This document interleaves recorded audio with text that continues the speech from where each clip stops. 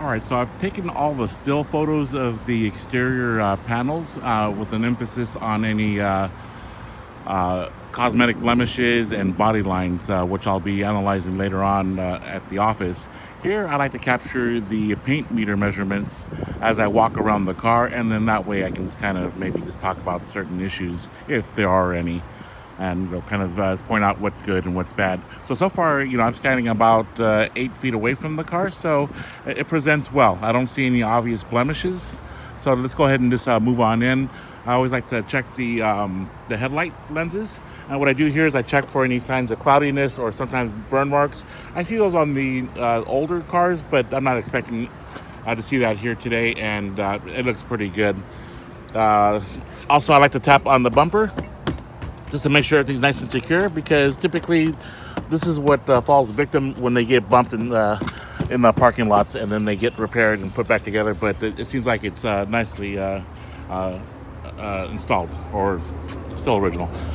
Lenses still look good, nicely secured. Let's start off with some paint measurements.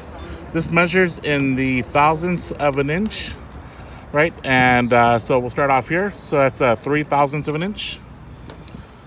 3, 2.5, and 2.5. So if we get a reading of 19.7 specifically, that's an indication of body filler, right? Or we start getting higher numbers than what we're averaging, then that's a sign of repaint or respray. Post-factory paint is also how I refer to it. Looking at the windshield, I check for any obvious chips, scratches, or delamination. Looks pretty clean. I'll take a still photo of that public VIN that I'll cross-reference with any other numbers that are on here to make sure they all match up. I'll also be checking the operation of the windshield wipers. If they leave streaks, I'll be sure to let you know about it. And then I always like to get a shot of the roof line. I'm limited as far as how much I can see, so I kind of rely on the video, which I'll be doing paint measurements as well. Moving on to the left front fender. Start with some more readings. 3, 2.5, good. All right, let's do the left front wheel. Okay, I don't see any signs of any obvious curb rash, or I like to check the sidewalls for any signs of damage. I also make sure I check the DOT number that tells me when the tire was manufactured. It's the 19th week of 2018. Okay. Excuse me. And I try to get a shot of the brake pad if I can. And I have to review this later myself. Excuse me. All right. Okay, just the fender trim, just some little blemishing here. Looks like it got rubbed, right?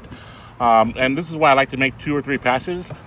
Excuse me. Because the first time I didn't even see this. So it's always like a different angle or lighting changes that some of the stuff becomes obvious. That's why I have like a no rush inspection process, because some of these details can be missed if you try to speed through the process. I also like to get a shot of the wheel well area. This, if the previous owner happened to run over something, he kicks up anything, and then we would see some impact damage here in this area, and that nobody ever checks. So I always like to capture this in addition to everything else. Okay. And then while I'm down here, we're taking a look at the side panels. What I check for is any signs of rippling, dings, and dents. Okay, and I just kind of work my way up and down. Also like to look at the outside mirror. These have a tendency of getting banged up a little bit. Nicely secured. Don't see any scratches there. Let's get the left front fender, or this is the door. Left front door reading. 3, 2.5, 3, and 3. So we're seeing some consistency in the paint meter readings with the left door, the fender, and the hood. So that's a good sign. Also, while I'm here, I look at the glass, check for any scratches, chips, and anything like that. These little pillars, sometimes they get beat up, so I always like to look at that. And again, this rear window looking pretty good. Here, the belt line trim molding here just looks like it's blemished, or maybe it's a spray or something, but at least you know about it, right? So far, everything looking pretty good. Let's get those roof readings. I always like to get these readings because, as you see on TVs, sometimes people, when they're protesting, they like to jump on roofs. We want to make sure this is not one of these cars. All right, 2. All right, 2. All right. Moving on. I always like to check here for, I always see a lot of scratching on cars. This one looks pretty good, or they polished it out already. I'll be analyzing these panel gaps when I'm back at the desk, and I'm checking for consistency there. But so far, nothing really is jumping out at me. I don't remember if I did this door or not, so I'll just do it again. 3 and 2. Good readings. Looks like just a little scratch right there. Again, looks pretty decent there. So the blemishes that I am seeing, cosmetic blemishes, they don't seem too bad. But if you want perfection, that's when you buy the new car, right? So it's kind of a give and take process. 3, 3.5, and 3. Looking at the left rear wheel, 225/65, 17s, good years. DOT's looks like 2018, so that's a great sign. Some fresh tires. Just so you know, for future reference, if you're ever shopping for tires, or let's say you don't drive that much and you have the same tires for about 10 years, even if the tread looks that good, right? Just based on time, the manufacturer recommends that the tires get replaced every 10 years because at some point the material just starts to break down, and then this wouldn't be safe at those higher speeds. So far, I'm not seeing any obvious issues that are grabbing my attention here while I'm going through the left wheel well area. Okay, rims looks like pretty clean. I don't see any curb rash. Right. And let's get a quick look at the side panel view.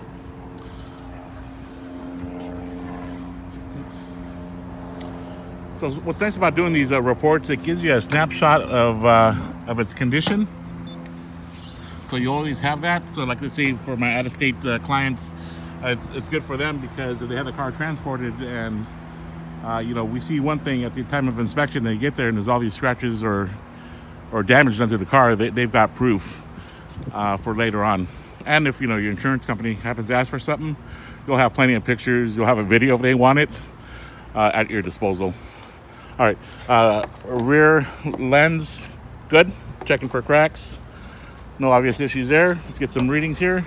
3, 3, 3, 3. Okay, rear window.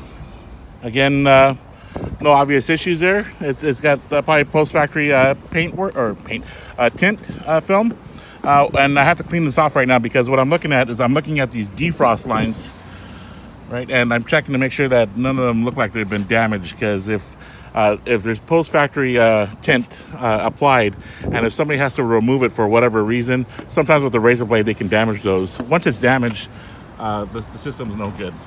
It doesn't work anymore. Again, another view of the roof line. So it looks like they did a great job of washing the sides, but they forgot to do the top. All right. Again, and the bottom. So it looks like just a little quickie car wash. They probably just spray them all down here as they move along. I always like to look at the rear bumper upper cover, because this is where you typically will see the scratches and scuffs, which we're seeing some. It's not bad. I've seen a lot worse. And let me check the windshield wiper. Okay. All right, so let's do the side panel view again. All right. And let's do the meter readings. 3, 3, 3. While I'm here at the right rear quarter panel here, there is some cosmetic blemishes here. Looks like it is scuffed up and scratched here and here along the edge here, and then some nice little paint chips right there. Okay, a right rear wheel. Looking at the rim, I don't see any obvious signs of any curb rash. Getting a shot of the brake pad. We'll get that right there. Again, I'll review it later. The tires is a 225/65 17s. DOT is 2018 on the manufacture date. And then a shot of the wheel well area here. Okay. And now that I'm down here, I'll just do that lower to upper panel view, checking for any signs of waviness, dings, and dents. Right rear door, 3/1000 of an inch. 3, 3, 3. Looking pretty good. Just a light scratch here on that right rear door. Right front door, 3, 3, 2.5, 2.5. Outside mirror looks good, nice and secure. Just not even any scuff marks there, so it looks pretty good. Let's get these rooftop readings too, and then a quick look at the sunroof alignment, and I'll be checking the operation when I do the cabin work. 2.5, and 2. Okay. Windshield from this angle here, no chips, no scratches that are obvious. There is a light coating of dust on here, so it does impair my vision a little bit, but nothing major. Quick shot of the dash. Make sure there's no coffee ring stains there or cracking, which I'm not expecting any cracks. Probably would be too new for that, but I always check. Okay, right front fender. It's at 2.5, 3, and 3/1000ths of an inch. So it looks like this car still has its original paintwork, which is kind of nice. Right front tire, Goodyear. Okay, manufacture date 2018. Let's get a shot of those brake pads. I can get it. Sometimes I can get them, sometimes I don't. But I'll always make the attempt. And then the right front wheel well area.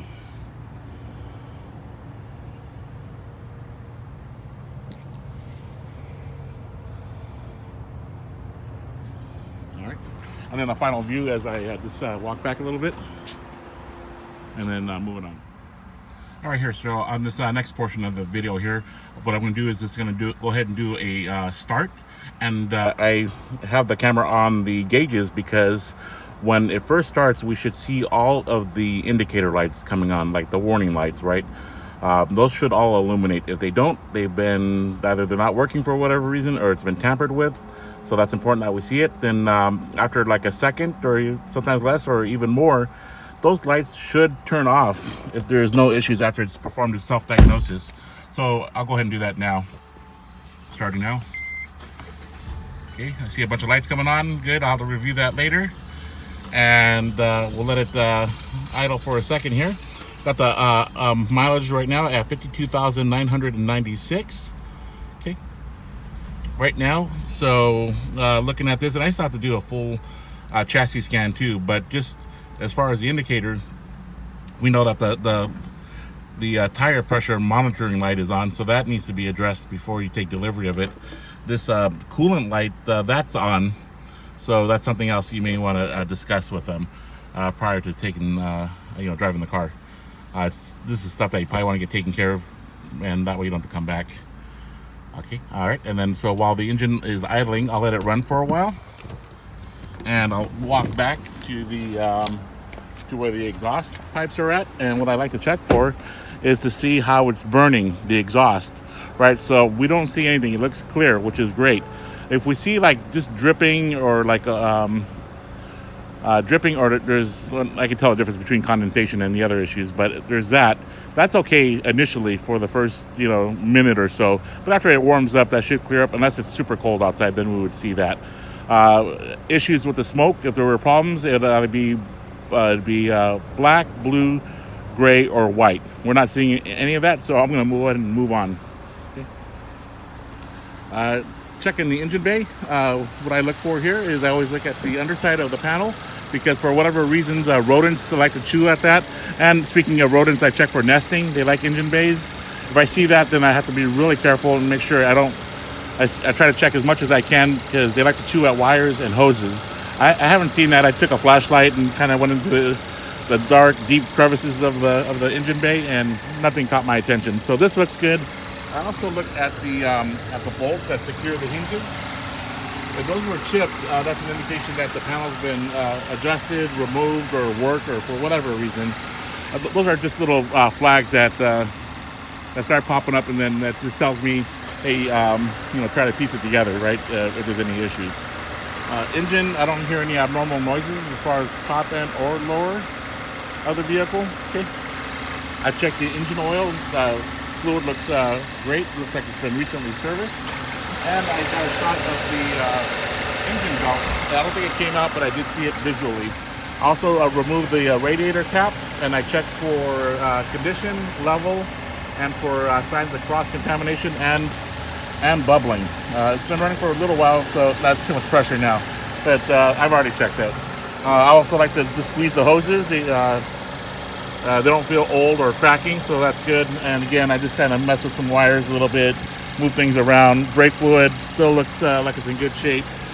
Still a tan color. When it's like pitch black, that's when it's time to get it replaced. And the level looks good. Again, just these are just places where I've been and I've looked. And you can always check the front frames to see if there's any signs of impact damage. But everything's looking really good. Nicely done. And this campaign label is a recall of some sort. And they have to show that's been performed.